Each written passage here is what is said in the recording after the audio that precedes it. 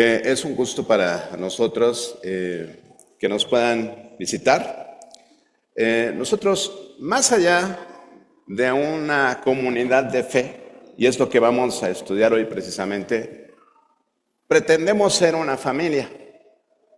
¿Por qué digo pretendemos? Bueno, a través del estudio de la palabra, vamos a llegar a esa conclusión, ¿no? De ¿somos o no somos? ¿Y qué dice la Biblia al respecto? Les decía que más allá de que el día de hoy sea un día patrio y un día muy importante para nuestro país, por diferentes circunstancias que se están dando, en cuanto a decisiones que están tomando nuestras autoridades, situaciones que están escribiendo un nuevo rumbo en nuestro sistema de gobierno, esta comunidad de fe llamada Siervo Fiel tiene un inicio en septiembre de 2018. El 9 de septiembre de 2018, 20 valientes hermanos decidieron continuar este proyecto de iglesia. Entonces, por eso es relevante el día de hoy. Porque podríamos no estar aquí, ¿no? Podríamos no estar aquí. Hoy somos más de 20, ¿verdad? Somos, yo creo que 80, o probablemente llegamos a ser 100 el día de hoy porque sabían que había pozole, ¿no? Pero de verdad es un gozo para mí, y estoy seguro que para cada una de esas 20 personas que el 9 de septiembre de 2018 dijeron,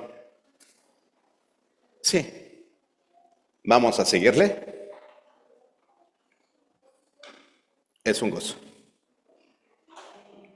Entonces, el día de hoy, y a partir del día de hoy y de aquí en adelante, los años que el Señor nos permita, estaremos juntando nuestro festejo de aniversario con el festejo patrio.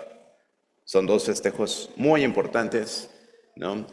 Como oraba el señor director, la verdad es que el hecho de que podamos abrir nuestras Biblias con libertad en México y que no estemos sufriendo, como él bien decía, una persecución oficial, porque a veces decimos, ay, es que me hacen bullying por ser cristiano en la escuela. Eso no es persecución, ¿no? Hay países donde realmente, por el hecho de que tú menciones a Cristo, puedes ser encarcelado, puedes ser decapitado, ¿sí? Puedes ser deportado incluso, ¿no? Entonces, esa es persecución de la buena, ¿no? No hay persecución buena, es mala, ¿no? Pero esa es la persecución real, ¿no? Entonces, el día de hoy no es casualidad, ¿verdad? Que vengamos hablando acerca del Espíritu Santo y que tengamos una serie que nos habla acerca del Espíritu de Dios y cómo el Espíritu de Dios tiene un propósito en nuestras vidas. Decíamos que íbamos a estar estudiando Hechos 1:8 de manera inversa y decíamos, primero estudiamos la persona del Espíritu Santo, después estudiamos cómo es que iba a venir sobre nosotros el Espíritu Santo y finalmente dijimos, ok, ¿para qué vino el Espíritu Santo, no? Dijimos, para darnos poder. ¿Poder para qué? Poder para salvar, primero. Ese poder salvador del cual pudimos hablar y decir, aquí somos también una embajada, ¿no? Yo sé, es muy trillada esa frase que dice que las iglesias cristianas somos hospitales de pecadores, ¿no? Pero saben que a mí esa frase no me gusta, me interesa más ser una embajada, ser la embajada de Cristo, la embajada del reino de Dios, en donde las personas vienen a pedir su visa, ¿no? Y aquí se la sellamos con mucho gusto y podemos tener entrada al reino de Dios a través del Evangelio, de depositar nuestra fe en el Evangelio. Y también estudiamos que el poder de Dios no solamente era a través del Espíritu Santo para salvar, sino que también el Espíritu Santo nos daba poder para vivir. Y la semana pasada hablamos al respecto. Poder para vivir conforme al Espíritu, de donde llegábamos a la conclusión que el que no tiene el Espíritu de Dios, el tal no es de Dios. Por más que yo brinque, salte aquí al frente, yo no puedo garantizarle que usted va a tener el Espíritu de Dios. Es una experiencia personal, es una experiencia individual. Y entendemos que para nosotros, como una iglesia gentil, neotestamentaria, el Espíritu Santo llega a nuestras vidas cuando depositamos nuestra fe en Cristo como nuestro Salvador y como nuestro Señor. Y estudiábamos el caso de Cornelio, ¿no? Cuando Cornelio, como gentil, ¿verdad? El primer gentil que recibe abiertamente el Espíritu Santo sin necesidad de una imposición de manos por parte de los apóstoles, entendemos que por fe nosotros recibimos el Espíritu Santo. Como dice en Efesios 3:17, para que habite Cristo por la fe en vuestros corazones. Cristo es la forma del Espíritu Santo. Cristo es Dios, Dios es el Espíritu Santo es Cristo. Los tres son uno. Y el día de hoy, continuando precisamente con esa secuencia de hechos en cuanto al Espíritu Santo, encontramos que el Espíritu Santo también tiene otro poder. Y hoy en particular les he pedido que se sienten como familias porque el Espíritu Santo es el poder de Dios que nos une. Es el poder que hace posible esta comunión que tenemos el día de hoy. Ese poder lo encontramos en el Espíritu Santo. Hice una mezcla de dos pasajes, perdóname Pablo, pero bueno, desde él también, ¿no? Entonces le introduje un versículo a otro versículo, ¿no? Si quieren buscar Efesios capítulo 2, del 17 al 22.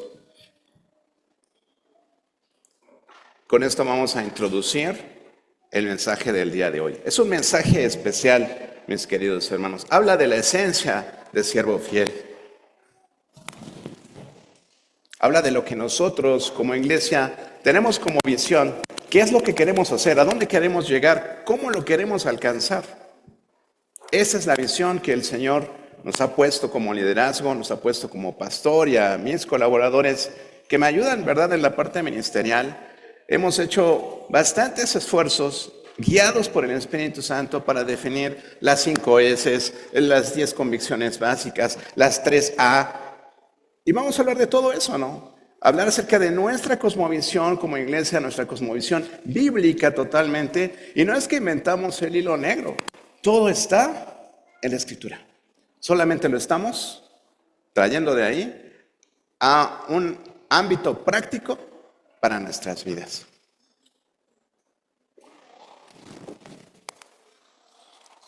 Le intercalé a Efesios 2, del 17 al 22, Primera de Corintios 12, 13, para que le diera ahí un paréntesis bien suave, van a ver, ¿no? Dice la Escritura. Les voy a pedir si me prenden la luz de acá, porque a mí sí se me va la vista. Ya, gracias. Listo. Gracias.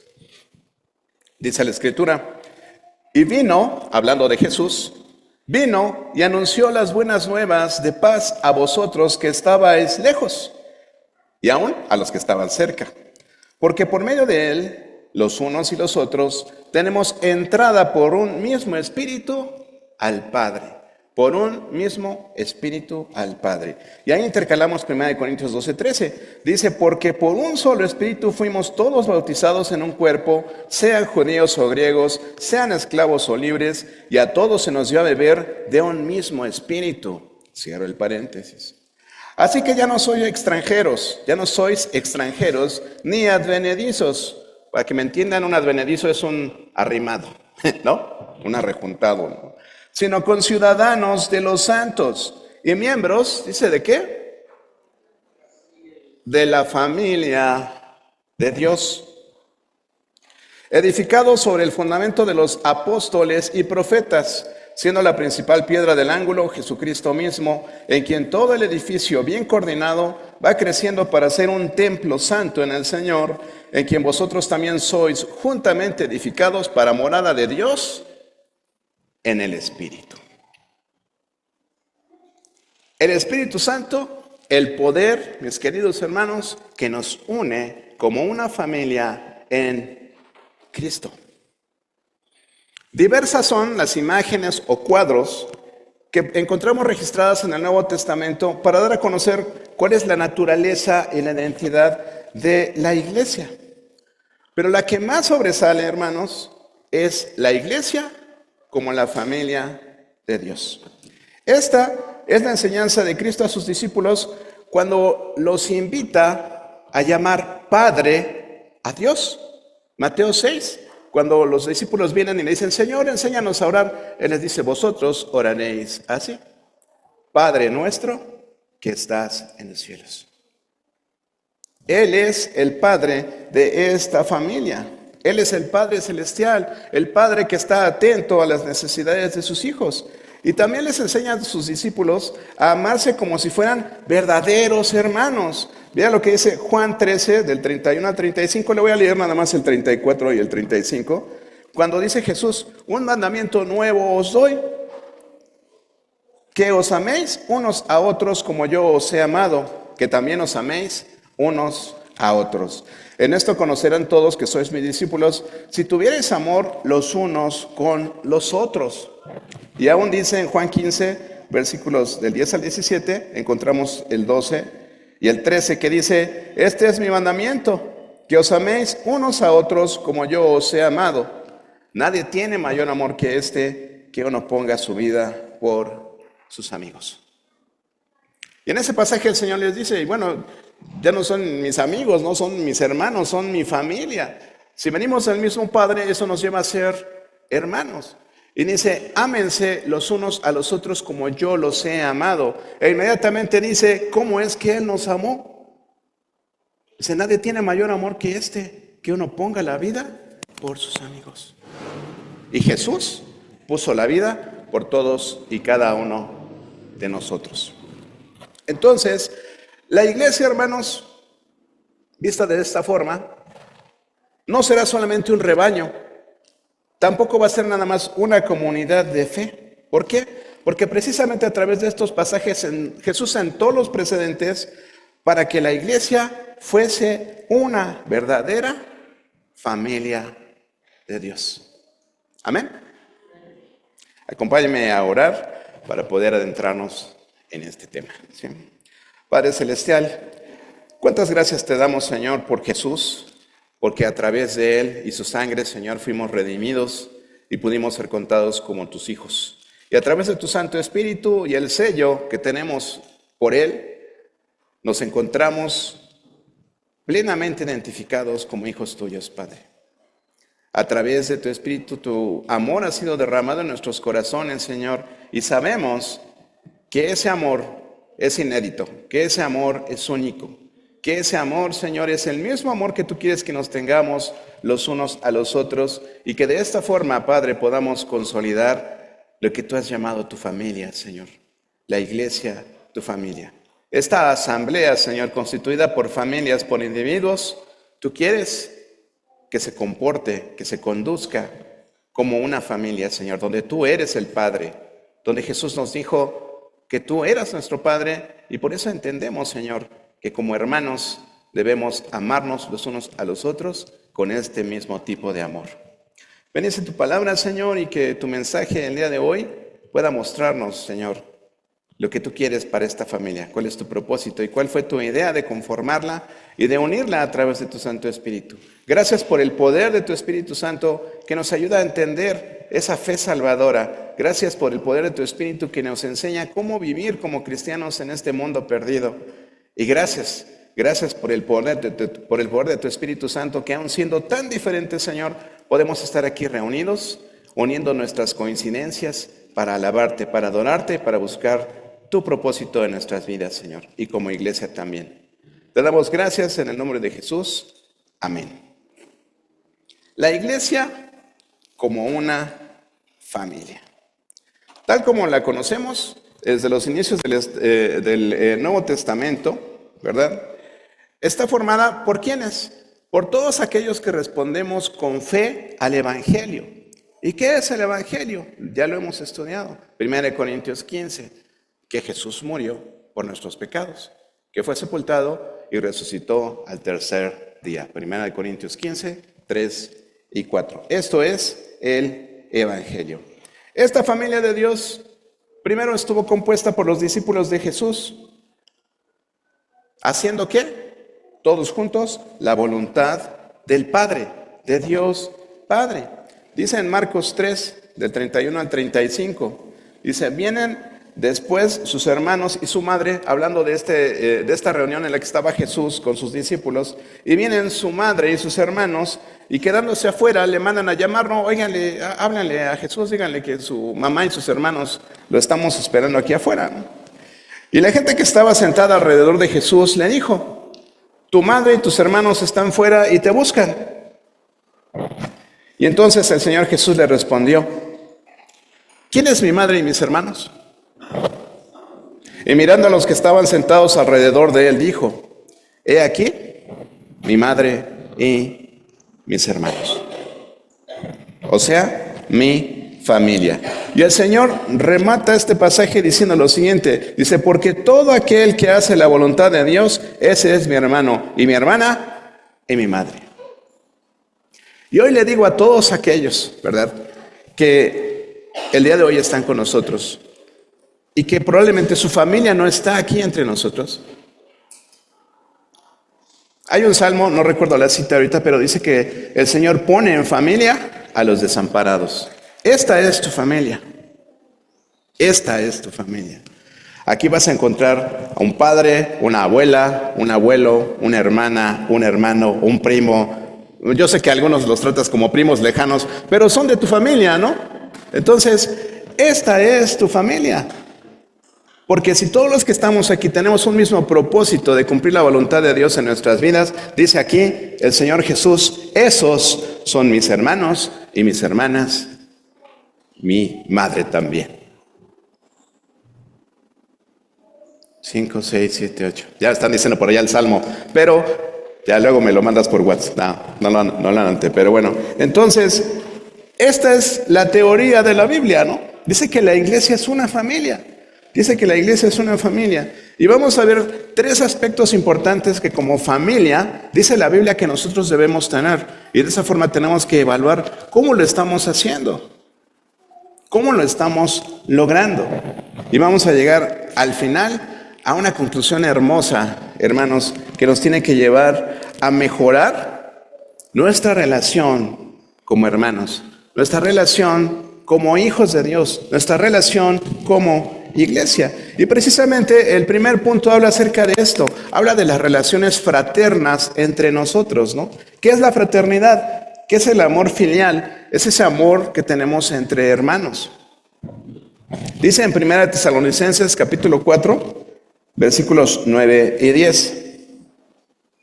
Habla acerca del amor fraternal precisamente. Dice, pero acerca del amor fraternal no tenéis necesidad de que os escriba, porque vosotros mismos habéis aprendido de Dios que os améis unos a otros.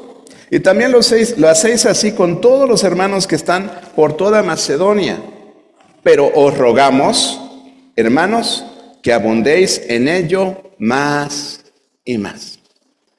¿Que abundemos en qué? En el amor fraterno. Que no llegues y te vayas como si solamente viniste a tocar base y avanzaste. Que convivas con los demás, que te preocupes por los demás. Vamos a llegar a ese punto, ¿no? Este amor fraterno es parte de la comunidad de fe donde estamos nosotros. Pero ¿de dónde procede ese amor? No es nuestro amor. Es un amor que Dios ha derramado en nuestros corazones por el Espíritu Santo que nos ha sido dado. Este amor que se experimenta en esta relación de los unos con los otros, en esta familia de Dios, procede, hermanos, del cielo. No es algo que venga de nuestra propia inspiración. Por lo tanto, no es un amor terrenal y no es tampoco un amor pasajero. Es un amor eterno, ¿no? Y todos traen ya la musiquita aquí. Sí, es un amor eterno, porque es un amor que proviene de Dios. Estamos todos en la mente, ¿no? Pero recuerden que estamos hablando acerca de la iglesia como familia, ¿no? Los hermanos de Tesalónica practicaban este amor no solamente entre ellos, sino también con hermanos de otras regiones, ¿no? Tesalónica era una ciudad portuaria y no sería difícil pensar que todos los hermanos, ¿verdad?, de los alrededores que llegaban a Tesalónica e iban a abordar un barco para trasladarse a otro lado, seguramente llegaban a la iglesia de Tesalónica y decían, oye, ¿no tendrá un huequito por ahí el hermano Misael para que nos quedamos en lo que sale nuestro barco? Y entonces dicen, no, sí, pues quédense aquí, ¿no? Entonces, parte de ese amor fraterno, pues era traducido en hospitalidad por parte de la iglesia de Tesalónica. Entonces, relaciones fraternas, amor fraterno entre nosotros, amor de hermanos, real, no de brothers, no de qué pasó, bro, no, hermanos reales. Hermanos reales. No sé cómo sea tu experiencia con tus hermanos en la carne, o probablemente no tienes hermanos en la carne. Bueno, te los presento, hay como 80, ¿no? Son tus hermanos. Y la Biblia nos enseña cómo debemos amar. Y habla acerca de ese amor fraterno, de ese amor donde uno tiene que estar dispuesto a poner la vida por otro. Porque es lo que dijo Jesús, no lo digo yo. Ámense entre ustedes como yo los he amado. E inmediatamente dijo el Señor, y no hay mayor amor que este, que uno ponga la vida por sus amigos.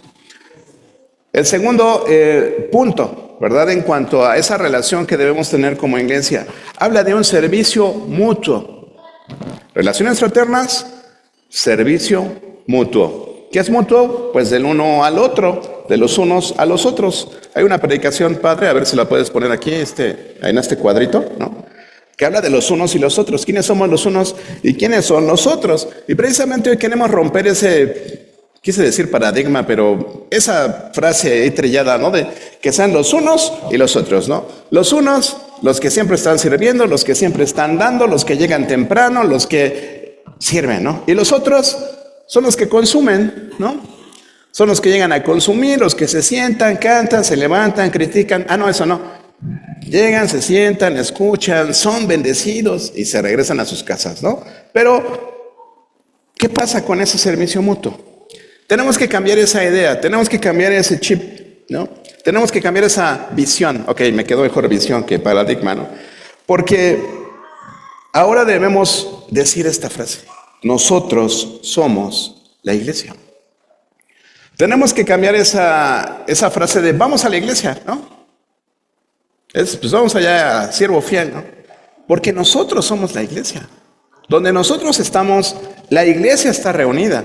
Donde nosotros estamos, está el Espíritu de Dios. Donde nosotros estamos, está ese amor fraterno, esas relaciones fraternas. Y tenemos que llegar a ese servicio mutuo. ¿Por qué? Porque cuando decimos vamos a la iglesia, o esa es la iglesia, o allá es la iglesia, y no decimos mi iglesia, ¿no? No decimos nosotros somos la iglesia. ¿Qué es lo que pasa? Sucede eso, ¿no? Que unos vienen a servir y otros vienen a consumir. O sea, vienen a hacerse su autoservicio, ¿no? Primero el café, el tamal, la dona, el pozole, ¿no? Nada de eso. Pero eso tiene que cambiar. Nosotros somos la iglesia. Nosotros somos una familia. Yo sé, hasta en las mejores familias sucede, ¿no? Una cena familiar donde va a hacer el pozole y llega la hija Jacinta. Yo, Jacinta, llegaste retarde, ya ni te tocó picar ni los rábanos, ni la lechuga, ni la cebolla, ni nada, ya nada más llegó al pozole, ¿no? En todas las familias sucede, ¿no? Pero mayormente toda la familia contribuye a que las cosas sucedan. Poniendo la mesa, poniendo las sillas, adornando, etcétera. Todos contribuyen como una familia a lograr ese servicio para todos. Hay un comentario que les voy a compartir. Un pastor de nombre Wayne Cordeiro. Wayne suena como gringo y Cordeiro suena como portugués, ¿no? Pero es Wayne Cordeiro. Habla de que su esposa y él andaban en un crucero de viaje, ¿no? Se fueron 3 días de viaje y en la cubierta del crucero, lo menciona, dice, había 400 seres humanos perezosos ahí tumbados en sus camastros, en la alberca, ¿no? Descansando cerca de la alberca. Y cerca de ellos, o sea, ahí alrededor de ellos, había unas 40 personas vestidas, uniformadas, ¿no? Así de corbata, de traje, así, ¿no? Nada, andaban a lo mejor con gorra y traje blanco de marineros, ¿no? Pero se esforzaban por mantener felices a todos los 400 perezosos que estaban ahí, ¿no? Tomando el sol, ¿no? Y en un momento de reflexión, dice el pastor Wayne, dice, escuché la voz del Señor que le decía, Dice, mi iglesia debe ser un acorazado. Un acorazado es un buque de guerra, ¿no? Un acorazado, no un crucero. ¿Por qué? Porque si mi barco, mi nave, mi iglesia, ¿verdad?, va a penetrar la oscuridad para rescatar almas, dice el pastor Wayne, no puede ser un barco de espectadores. No puede ser un barco de turistas. Casi es una alegoría que habíamos hecho ahí mi hermano Misael y yo. Pero no puede ser un barco con turistas. No puede ser un barco de perezosos. Lo que dice él, cada uno debe saber por qué está a bordo. Cada uno de los tripulantes de este barco tiene una tarea, tiene una labor. Y es algo que veremos la semana próxima cuando hablemos acerca de los dones del Espíritu Santo. Pero en este caso hablamos de esto. No queremos 40 personas sirviendo a 400 y que se sientan felices. Queremos 440 guerreros que están dispuestos a dar su vida para que las almas sean rescatadas. Entonces, cuando el miembro de la familia de Dios entiende que la iglesia no está para satisfacer sus demandas, sino para anunciar a todo el mundo la salvación que hay en Cristo, cuando la familia de Dios se entiende a sí misma como una familia en una misión, entonces sus demandas, hermanos, se van a transformar en actos de servicio mutuo, en actos de servicio recíproco. Hay un hermano que se llama, no sé si lo voy a pronunciar bien, no hay ningún alemán, ¿no, verdad? Dietrich Bonhoeffer, más o menos, ¿no? Él fue un líder cristiano alemán que de hecho participó en el movimiento de resistencia contra los nazis allá en Alemania, ¿verdad? Por ahí de 1945. Y él escribe lo siguiente, también se los voy a compartir. Dice lo siguiente, dice, en la iglesia del Señor, que el débil no juzgue al fuerte, que el fuerte no desprecie al débil tampoco, que el débil se cuide del orgullo y el fuerte de la indiferencia. Que nadie busque su propio derecho. Si cae el fuerte, que el débil se guarde de aplaudir en su corazón. Y si cae el débil, que el fuerte lo ayude amistosamente a levantarse. El uno necesita de tanta paciencia como el otro, porque dice en Eclesiastés 4:10, porque si cayeren, el uno levantará a su compañero, pero ay del solo, que cuando cayere, no habrá segundo que lo levante. La Escritura de hecho subraya este deber de soportarnos los unos a los otros en nuestra libertad, cuando dice en Colosenses 3:13, soportándoos unos a otros y perdonándoos unos a otros si alguno tuviere queja contra el otro. De la manera que Cristo os perdonó, así también hacedlo vosotros. Es triste, hermanos, encontrarnos con personas que se denominan a sí mismas cristianas, creyentes, evangélicos, lectores de la Biblia, ¿no? Que dicen, yo no te puedo perdonar, yo no me puedo reconciliar contigo, eso que me hiciste es imperdonable. Digo, si yo leo este pasaje en la Biblia, ¿cómo puedo hacer eso, no? Bueno, y dice para terminar el hermano Dietrich, yo pues, cierra con Efesios 4:1 y 2, dice, yo pues preso en el Señor os ruego que andéis como es digno de la vocación con que fuisteis llamados, con toda humildad y mansedumbre, soportándonos con paciencia los unos a los otros en amor. Qué curioso, ¿no? Qué curioso el apóstol Pablo repitiendo las palabras del Señor Jesucristo. Sé manso y humilde de corazón. Dice, con toda humildad y con toda mansedumbre. Entonces, estamos hablando de que en nuestra iglesia debe existir esas relaciones fraternas, debe existir ese servicio mutuo donde no hay alguien que sea más que el otro. Ninguno de aquí es superior al otro, porque si tú piensas que eres superior a otro en lo más mínimo, estás violando la ley de Dios, donde dice que nosotros debemos considerar a los demás como superiores a nosotros mismos. Entonces, amor fraterno, servicio mutuo. Servicio mutuo. ¿Y por qué hablar de mansedumbre y de humildad? Porque si yo no soy manso y yo no soy humilde, lo último que voy a querer es servirle a aquellos sobre los cuales yo me siento superior. Es imposible. No lo puedo hacer. Otra de las características que teóricamente debería tener nuestra iglesia es que nuestra iglesia debería ser una familia de familias. Es a donde queremos llegar. Una familia de familias.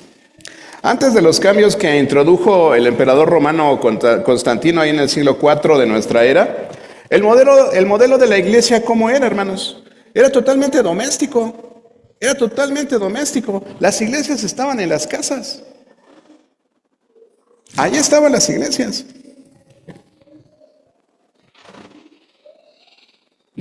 ¿Recuerdan la casa de Cornelio? Podríamos decir que esa fue la primera iglesia gentil de la historia moderna, ¿no? Del Nuevo Testamento para acá. La casa de Cornelio, la primera iglesia gentil. Era una casa, ¿no? ¿Qué pasó en Filipos? Se establecieron también comunidades cristianas en la casa de Lidia, en la casa del carcelero. En Corinto, ¿qué me dicen? Se escuchan nombres, leemos nombres como Estefanas y Gallo. En las iglesias de Asia también vemos a Aquila y Priscila. Aparece en la casa de Onesíforo, Filemón, Ninfas. En Roma habla de Aristóbulo, Narciso, Asíncrito, Flegonte, Hermas, Patrobas. Ya le di una lista de nombres para los próximos bebés, ¿no? Así de qué pasó, Patrobas, ¿no? Pero todas esas eran nombres de familias, hermanos. Era la casa de Patrobas, ¿no? La casa de Hermas, la casa de Hermes, ¿no? Les voy a dar uno bueno. Filólogo, Julia, Nereo, Olimpas, ¿no? De Olimpas vinieron los compas, ¿no? Pero todos esos nombres son personas que menciona el Nuevo Testamento, sobre todo en el libro de los Hechos, hablando de casas que eran iglesia. Esto antes de que se estableciera pues la religión, que entonces fue la religión oficial de Roma, ¿verdad? Pero a partir del siglo IV y hasta nuestros tiempos, ¿qué pasó con el modelo de la iglesia, no? El modelo de la iglesia como esa matriz, ¿no? Inserta en los hogares, en las familias, cambió a lo que conocemos ahora como templos, ¿no? O como grandes corporativos que incluso el día de hoy muchos ya no se llaman iglesias. No los juzgamos, no los criticamos, pero ya no son iglesias, ¿no? Ahora son campuses, son otro tipo de cosas, corporaciones, no sé, como ustedes le quieran llamar, ¿no?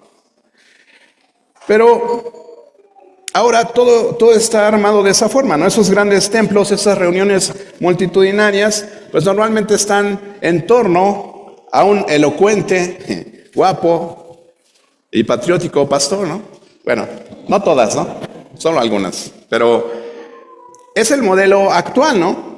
Pero nosotros, como iglesia neotestamentaria, fiel a la enseñanza de la Biblia, hermanos, no tenemos por qué renunciar a esa esencia de la iglesia como la familia de Dios, como una familia de origen divino compuesta por familias humanas, no por consumidores, no por clientes, no por espectadores, sino por hermanos. Todos somos hermanos. Así es como debe estar constituida nuestra iglesia. Entonces, la teoría nos indica eso. La iglesia como una familia debería tener esas relaciones fraternas, ese servicio mutuo entre sus integrantes y finalmente ser una iglesia compuesta por familias. Ser una familia de familias.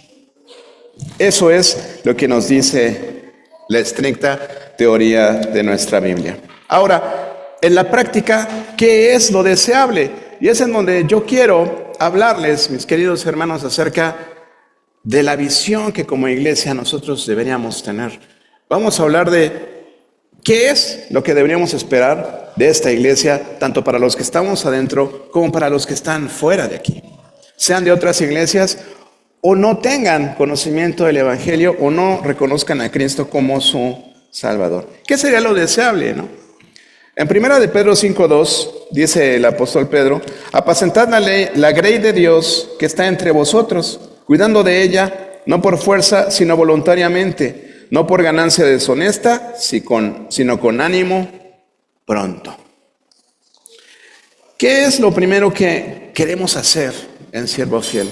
¿Qué es lo primero que deberíamos hacer en las iglesias cristianas si estamos queriendo seguir el modelo que nos dejó Jesús? Si estamos queriendo seguir el modelo que nos dejó el apóstol Pablo, a quien se le develó este misterio llamado iglesia.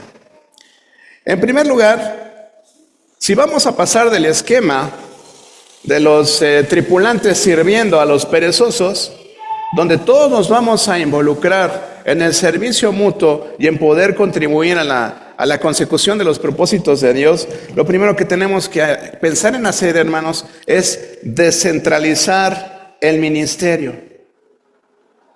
No tengo otra palabra, esa vamos a dejarla ahí. Descentralizar el ministerio. ¿Por qué? Hoy día está centralizado. Está centralizado en el pastor, en los ayudantes del pastor, en los copastores, en los líderes de escuela dominical. Está centralizado en ellos. Pero si todos nos debemos un servicio mutuo, hermanos, ¿por qué debería estar centralizado en unos cuantos? Es cierto, Dios nos ha llamado a algunos, ¿verdad? Nos ha encomendado a sus siervos el cuidado pastoral de la iglesia. Pero esto no significa que les ha quitado en ninguna forma o que los ha eximido a ustedes de llevar sobre sus hombros también la responsabilidad de su iglesia. Dios no ha eximido a nadie de ello.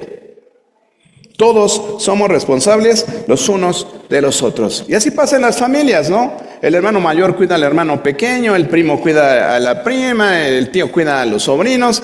Todos nos cuidamos a todos. O no es como que llega tu hermano y te dice: oye, ¿dónde está mi hijo? Ay, pues no sé, creo que se salió a la calle, ¿no? Es como si les preguntara de mi nieto, ¿no? Es algo hermoso que podemos estar aquí en la iglesia y decir: oye, ¿dónde está mi nieto? Ah, no, lo tiene fulanito, lo tiene sutanito. Oye, ya se iba a ser tu hijo y lo metí porque estaba ahí pajareando, ¿no? O ya agarró un perro, ya lo llevé que se lavara las manos. Oye, está comiendo demasiados chetos y no come chetos. Todos nos cuidamos entre todos, ¿no? Yo no creo que alguien venga aquí a buscar dolosamente el mal de alguien, ¿no? Entonces, ¿a qué me refiero con eso de descentralizar el ministerio? Vea lo que dice Gálatas 6:2. Gálatas 6:2.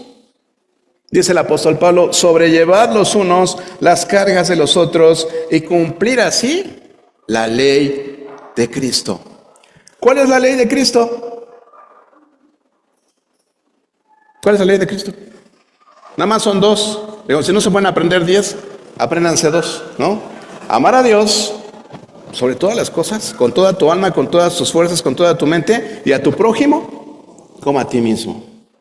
Entonces, reincidentemente el apóstol Pablo nos está llamando a cumplir la ley de Cristo, y aquí es lo que nos está diciendo: sobrelleven los unos las cargas de los otros y cumplan así la ley de Cristo. El apóstol Pablo es muy enfático, es muy, ¿cómo decirlo?, muy estricto en esto que nos está ordenando, ¿no? ¿Y qué es lo que nos está dejando ver esto, hermanos? Que todos necesitamos que otros nos ayuden a sobrellevar nuestras cargas.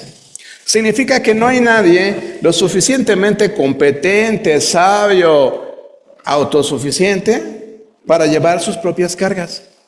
Todos necesitamos que otros nos ayuden a llevar esas cargas.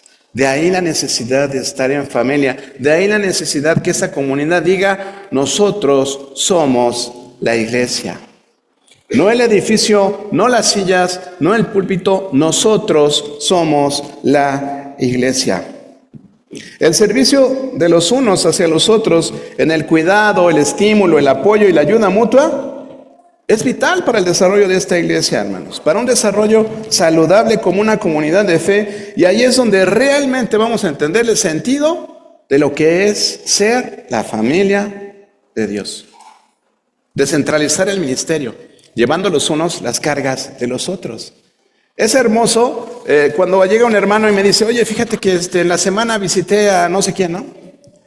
Ah, qué padre, ¿cómo te fue? No, bien, pero oramos y compartimos y desayunamos. Ah, qué bueno, ¿no? Ni modo que diga, no, ¿qué pasó? ¿Qué pasó? Eso es labor del pastor. ¿Me andas quitando la chamba o qué? ¿No? No, es labor de todos y cada uno de nosotros. Incluso, digamos, con la repartición de las despensas, ¿no? No crean que yo estoy así, a ver, de Tin Marín, de Doping, güey, ¿a quién le toca la despensa? No. En base a la necesidad de los hermanos, si alguien llega y me dice, oye, Hugo, yo creo que deberíamos darle una despensa al hermano fulanito porque crees que se quedó sin trabajo, o a la hermana sutanita que crees que apenas se le alcanza, etcétera. Entonces, de esa forma, cuidamos los unos de los otros. Con esas bolsitas de sopa que traes cada quincena, estás cuidando a otro. Pero esto va más allá de las cosas materiales, mi querido hermano. Estamos hablando de apoyo, estamos hablando de apoyo emocional, de apoyo moral en diferentes situaciones, ¿no? Más allá del, ¿cómo estás? Bien. Yo les agradezco, de verdad, les agradezco muchísimo a todos aquellos que tienen la honestidad de decir, no estoy bien. No estoy bien.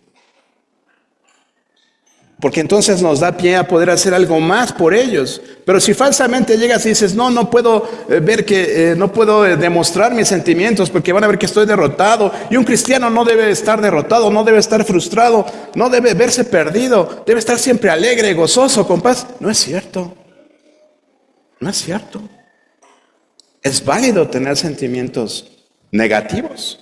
Dios los puso en ti. Es importante que tú permitas que tus sentimientos afloren, porque si no, ¿cómo te vamos a cuidar si siempre estás bien? Y es hermoso que hay personas que tienen esa honestidad, ¿no? Que dices, ¿cómo estás? Pues estamos. Ya eso a mí me da pie para decir, oye, ¿cuándo platicamos? ¿Cuándo nos vemos? ¿No? ¿Cuándo te visito? Pero si siempre decimos, estamos bien, ahí, echándole ganas. Bien, ¿no? ¿Qué más podemos hacer? Nada más, ¿no? Entonces, los líderes tenemos que entender ese valor del servicio, ¿no? Ese valor del servicio que veíamos, ¿no? Ese servicio mutuo, porque ¿cuál es uno de los lemas de Siervo Fiel, ¿no? Pronto vamos a tener aquí otra lona donde está el esquema de la cosmovisión que manejamos en algunas predicaciones y enseñanzas de la escuela dominical, ¿no? Pero nosotros decimos que esta iglesia evangeliza para ser discípulos, ¿no? Y disipula a esos discípulos para ser los evangelistas. Entonces, siendo esa la idea, ¿no? Todos deberíamos estar teniendo cuidado de alguien más en la iglesia. Todos. Porque la Biblia dice, no, eso es que yo le estoy pasando muy mal, pastor, no, pues ¿cómo cree yo? ¿Cómo les voy a ayudar? Vea mi vida cómo está, todo lo que pasé de pequeño y ahora de grande, y ya me imagino de viejo me va a ir peor. ¿Cómo les voy a ayudar yo? ¿Cómo los voy a orientar? ¿Qué le voy a enseñar? ¿Cómo lo voy a dirigir? Y es lo que decimos en las clases de escuela dominical. Ya no es para que pases la materia, no es para que presentes tu cuadernito lleno y digas, ya pasé, palomita, 10. No. Ese material que tú estás recibiendo, esa enseñanza que estás recibiendo, tú se la tienes que compartir a otro. Porque si no, no estás entendiendo. No estás entendiendo que es tu misión. No estás entendiendo que aquí tú eres un embajador, que tú eres un cónsul, que tiene que estar compartiendo de qué se trata tu reino, de qué se trata tu país, tu pueblo celestial. Entonces, todos necesitamos tener esa mentalidad de estarnos siendo parte, motivarnos a ser parte del ministerio, compartir el ministerio con el liderazgo, porque no es algo exclusivo ni del pastor ni de los líderes. Eso es en cuanto a descentralizar el ministerio. ¿Qué más? Este es el enfoque que como iglesia nosotros estamos buscando, hermanos. El tener ministerios que estén enfocados integralmente en la familia. Totalmente integrados en la familia. La familia, según los sociólogos, es la base de toda sociedad. Si no hay familia, no hay sociedad. Y en la semana, nuestro presidente de la República me prestó una frase para el día de hoy, ¿no? Él dijo en una de sus conferencias, que la principal, la mejor institución de seguridad social es la familia. No es el IMSS, ni el IMSS Bienestar, ni nada de eso. O sea, no, olvídense de eso. Es la familia. Esa es la familia. Es donde cuidan tu salud, es donde cuidan tu salud mental, tu salud espiritual, tu salud física. Es la mejor institución de seguridad social, la familia. Y nosotros como iglesia, ¿qué queremos hacer? ¿No? ¿A dónde queremos llegar? ¿No? Podríamos hablar de muchos enfoques del ministerio, ¿no? Pero principalmente tenemos 3 enfoques como iglesia, ¿no? Hay una pirámide que no se la ha visto, es una pirámide que tenemos de siervo fiel y de los ministerios que estamos desarrollando en la iglesia. La base es la enseñanza bíblica. Esa es la base de esta pirámide. El siguiente peldaño se llama asimilación.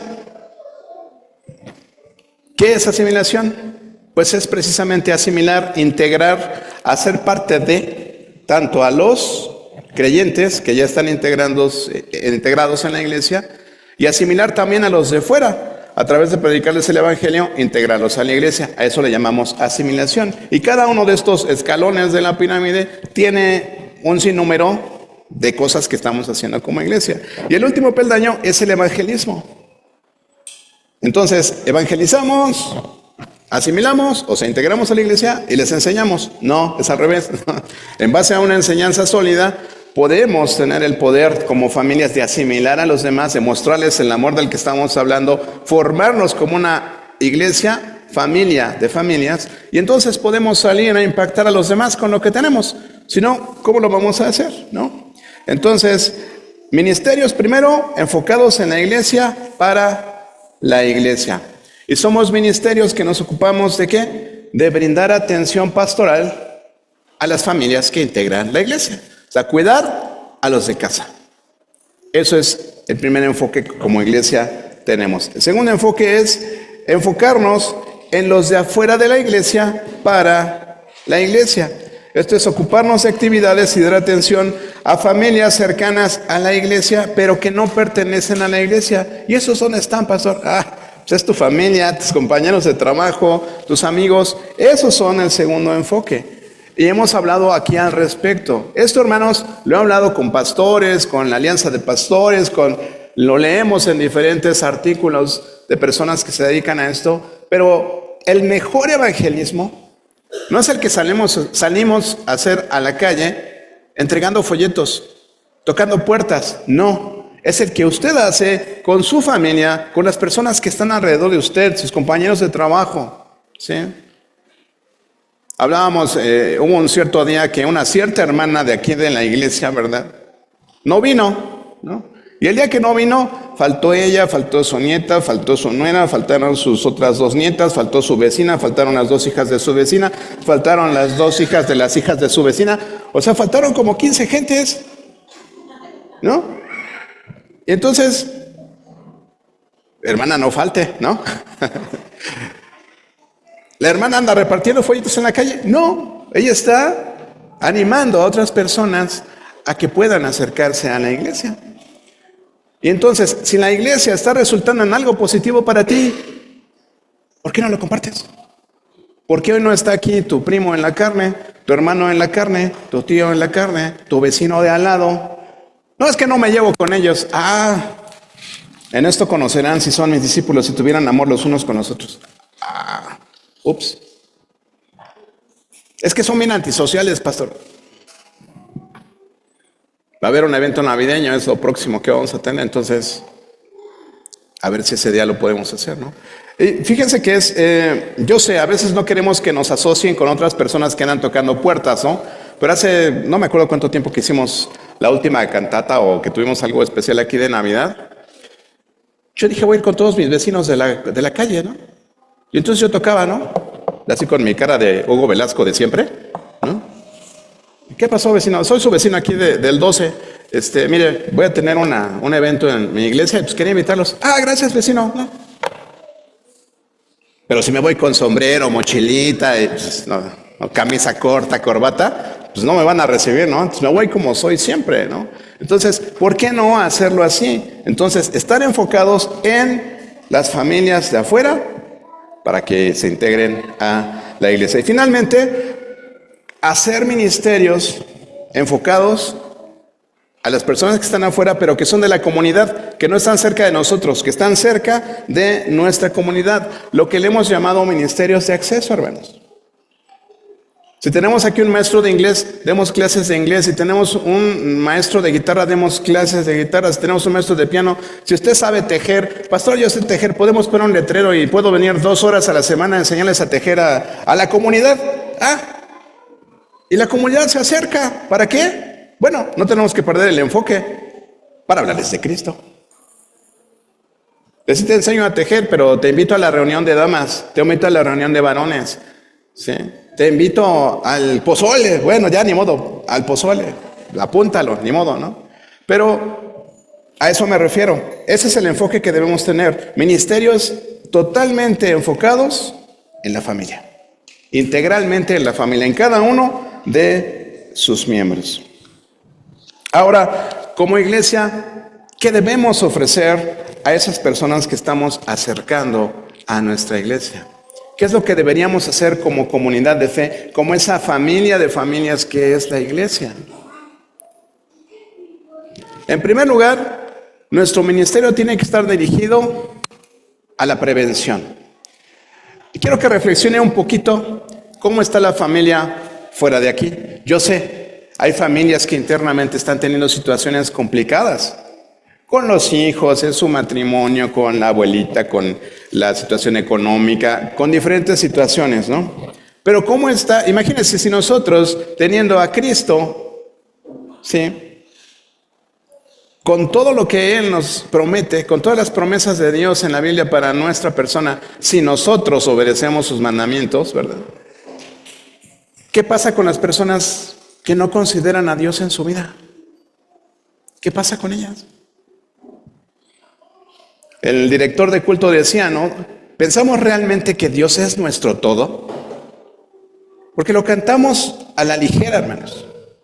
Lo cantamos a la ligera. Imagínense las personas que ni siquiera consideran a Dios en su vida. Es más, niños que hoy día, menores de 12 años, andan ahí en la calle, no saben nada de Dios, no saben quién es Jesús, no saben si existe Dios. ¿Por qué? Porque la generación de sus padres se olvidó de Dios.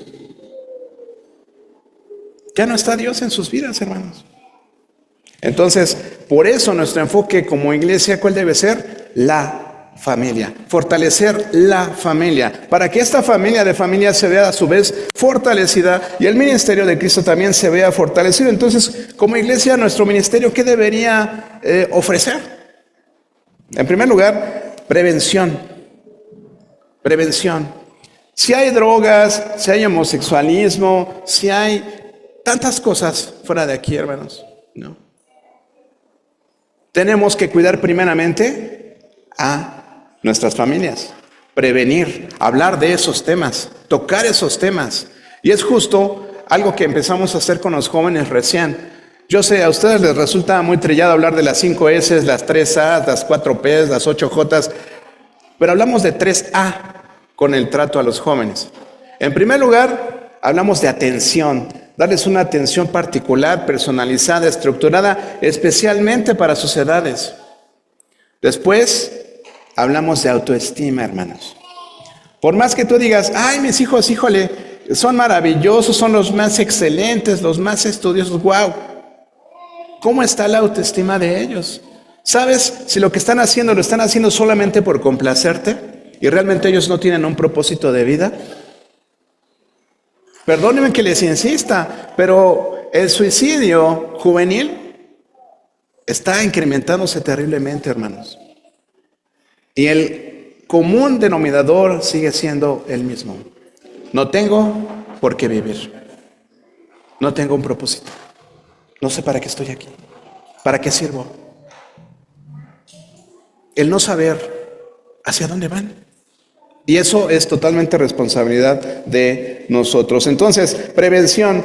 Y este ministerio debe estar dirigido a las familias que de alguna manera están creciendo saludablemente aquí en el seno de la iglesia y que responden positivamente al cuidado pastoral. Esa es la otra. Yo no soy pastor, pues de alguien que no me reconoce como un pastor, ¿verdad? Porque alguien puede decir, no, es que pues yo solito me hago cargo de mis problemas y yo resuelvo. Hemos hablado consistentemente en la reunión de oración del pecado de autosuficiencia. Y hoy hablamos de esto, ¿no? Si dice sobrellevad los unos las cargas de los otros, es porque no puedes llevar tus cargas tú solo. Dios nos creó para vivir en familia. No es bueno que el hombre esté solo. ¿De dónde te sacas que tú puedes resolver? ¿De dónde te sacas que puedes vivir sin autoridad?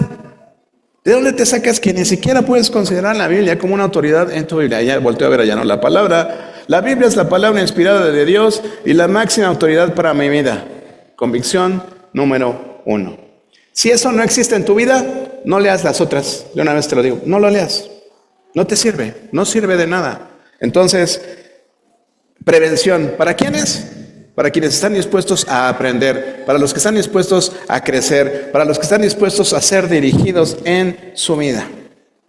Después de prevención, cuidado. Por supuesto, cuidado. ¿Está dirigido a quiénes? Pues a las familias que están atravesando alguna crisis con hijos, una crisis matrimonial, una crisis económica, una crisis de adolescencia, de drogas, de lo que usted quiera.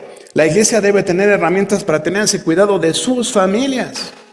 Y créame que lo estamos buscando. Nos estamos preparando y estamos teniendo las herramientas, las estamos buscando para poder dar esa atención a la iglesia, hermanos. Próximamente pondremos un letrero ahí que diga asistencia familiar. Hubo un pastor que alguna vez me dijo, ¿no? Yo no voy a gastar mi tiempo con la gente de afuera. Dios me llamó para atender la iglesia. Dije, wow. Casi le hice así, ¿no? Cruz, cruz. Hermanos, nuestra razón de ser es lo que está detrás de esa barda. ¿Sí? Esa es nuestra razón de ser. ¿Qué más? Como iglesia tenemos que dar acompañamiento. ¿Dirigido a quiénes? Bueno, ¿a quién acompañas? ¿No? Dice, ¿por qué tan guapa y tan solita, no? ¿A quién acompañas? A los solos, a los que están solos, a los desamparados, a los que no tienen familia. Darles el acompañamiento. Solteros, viudos, divorciados, son parte de esta familia de familias. Y les tenemos que acompañar, ¿verdad? Tenemos que acompañarlos también. También tenemos, como iglesia, tenemos que dar orientación. Cuando algún miembro de nuestra familia toma decisiones equivocadas, qué importante saber cuál es el límite de nuestra responsabilidad como padres. Es muy importante. ¿Y dónde vamos a encontrar esa orientación? En el consejo de la palabra de Dios. Pero si tú no crees que ahí puedes encontrar ese consejo para tu vida, pues ya empezamos mal. Entonces la iglesia tiene que hacer también esto, orientar a todos aquellos que se han desviado del camino. O a la familia de los que se han desviado, porque a veces el que se desvía, pues no tiene intenciones de regresar. Y como yo les decía, yo por más que brinque, salte y cante aquí al frente, usted no va a recibir el Espíritu de Dios. Es una decisión personal. De igual forma, esta es una decisión personal. También hablamos de corrección, hermanos. En la iglesia también debemos practicar la disciplina y la corrección, precisamente para todos aquellos que ya les hablamos 1, 2, 3 veces y no queremos obedecer, no queremos entender. Hemos hablado mucho acerca del estilo del Shema, ¿no? Y se escucha, oh Israel, el Señor, tu Dios, uno es. Escucha con atención. Entonces, ¿te escucha? Sí. ¿Te pone atención? No. Adiós, al que sigue. Tercero, ¿te hace caso? Sí, ok. Síguele, ¿no? ¿Está obedeciendo la palabra de Dios? No.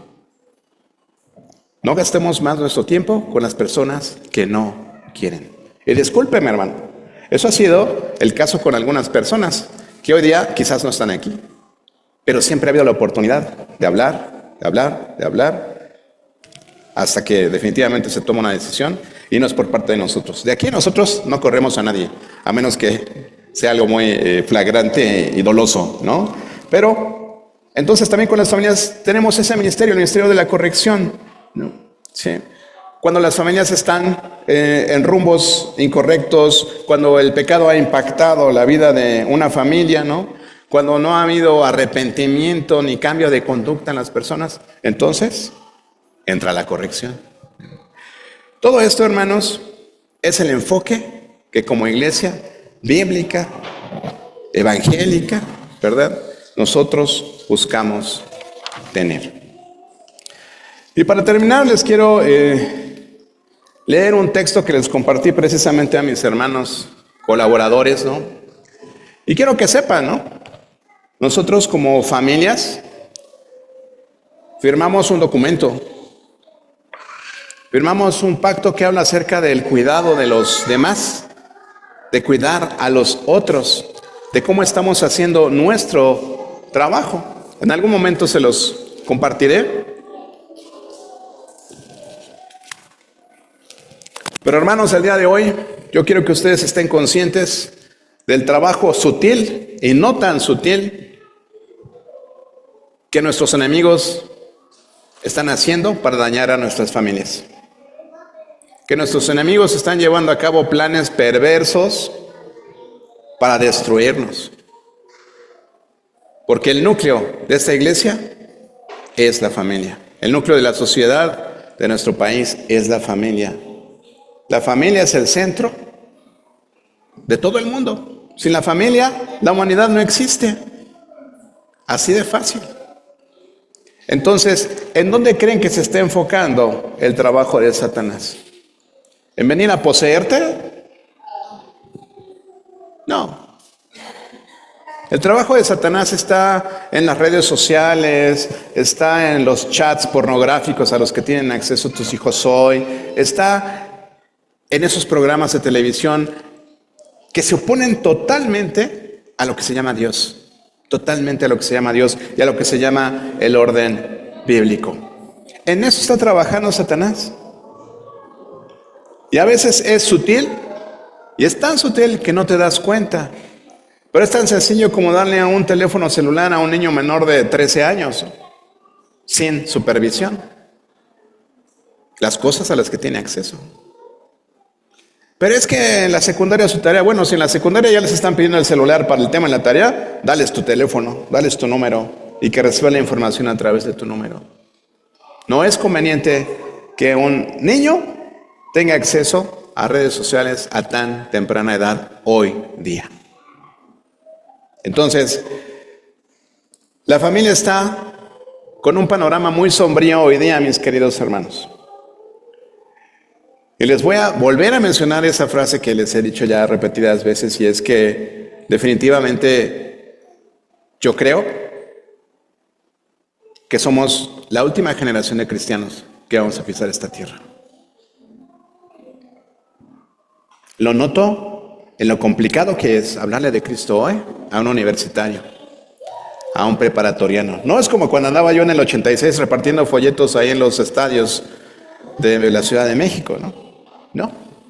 O en los parques. No, ya no es así.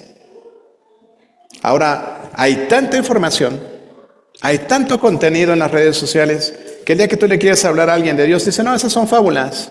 Es un libro con cuentos orientales ese que traes en la mano. Qué difícil es. De ahí la importancia del impacto que nosotros como familias de la iglesia debemos tener con las familias de afuera. Puedes hablar mucho, pero si no vives lo que dices que crees, difícilmente vas a poder impactar a nadie. Pero en la palabra de Dios encontramos esperanza para la familia. Y eso es con lo que quiero concluir el día de hoy. Hay esperanza para la familia. Dios tiene planes y propósitos especiales para la familia de todos los tiempos. Él la constituyó, se sirvió de ella, de la familia, para que a partir de su descendencia viniera el Mesías a salvarnos. Prometió a través de Cristo bendecir a todas las familias de la tierra y utiliza esta misma terminología propia de la familia para referirse a la iglesia. De principio a fin, desde el Génesis hasta el Apocalipsis, encontramos a la familia siendo parte del plan y del propósito de Dios. Podemos estar seguros que Dios todavía no ha terminado con la familia. Dios sigue obrando en las familias de la iglesia y en las familias de la tierra. Por eso, confiadamente podemos decir, a pesar de que el panorama sea sombrío para la familia hoy en día, que gracias a la presencia de la iglesia de Cristo en la tierra todavía y la presencia del Espíritu de Dios aquí, podemos decir que en Dios, en nuestro amado Dios, hay esperanza para la familia. Termino leyéndoles en una versión distinta a la Reina Valera, Nehemías 4:4, que dice: no le tengan miedo a los desafíos. Recuerden al Señor, quien es grande y glorioso, y luchen por sus hermanos, sus hijos, sus hijas, sus esposas y sus casas. Padre Celestial, de verdad, Señor, te estamos tan, pero tan agradecidos por todas y cada una de nuestras familias, Señor. Yo te pido, Padre, que dentro de cada hogar todos podamos tomar ese rol que tú nos has dado, como varones, como líderes, como sacerdotes, Señor, de nuestros hogares. Y también a nuestras esposas, Señor, como esa ayuda idónea que tú pusiste a nuestro lado, Señor, para dirigir también la familia, Señor, para poder suplir, para poder nutrir nuestros hogares, a nuestros hijos, Señor. Te pido que tú bendigas a todos y cada uno de ellos, que tú los guardes del mal, que guardes sus mentes, que guardes sus corazones, Señor, que los protejas de Satanás, que los protejas del mundo y aún de su carne, Señor, que ellos puedan estar conscientes de su naturaleza pecaminosa, Señor, y puedan guardarse a través de seguir tus mandamientos y escuchar tu palabra, Señor. Te pedimos por nuestros nietos, para aquellos que tenemos nietos, Señor, porque aún como abuelos, Señor, hasta ahí llega nuestra injerencia, según dice tu palabra, Señor, para transmitirles el mensaje que tú nos dejaste, esa ley que tú dejaste, Señor, para que ellos también puedan ser alcanzados y puedan tener el conocimiento pleno de ti y de tu palabra, Señor. Bendice esta iglesia. Queremos ser realmente, Señor, una familia de familias que puede impactar al mundo allá afuera y que ellos, a través de ver las maravillas que tú haces en nuestras vidas, puedan ver también lo maravilloso, lo grandioso que tú eres, Señor, y quieran conocerte y se conviertan a ti, Señor. Ayúdanos a seguir siendo instrumentos de tu evangelio, Señor, para poder alcanzar al perdido, para ayudar al necesitado, Señor, para alimentar al hambriento, para dar sanidad, Señor, a los enfermos también, Padre. Esa sanidad que primero, Señor, sana nuestro pecado delante de ti, nos reconcilia contigo y después, Señor, sana nuestras vidas para vivir plenamente felices y en gozo delante de ti y también en paz, Señor. Gracias por este precioso tiempo que podemos tener aquí, reunidos en tu presencia, Señor, y gracias por tu amor que nos mantiene unidos. Gracias por tu Espíritu Santo, que es ese eslabón que nos permite estar aquí todos reunidos, Señor, para adorarte. Te damos gracias en el bendito nombre de Jesús. Amén.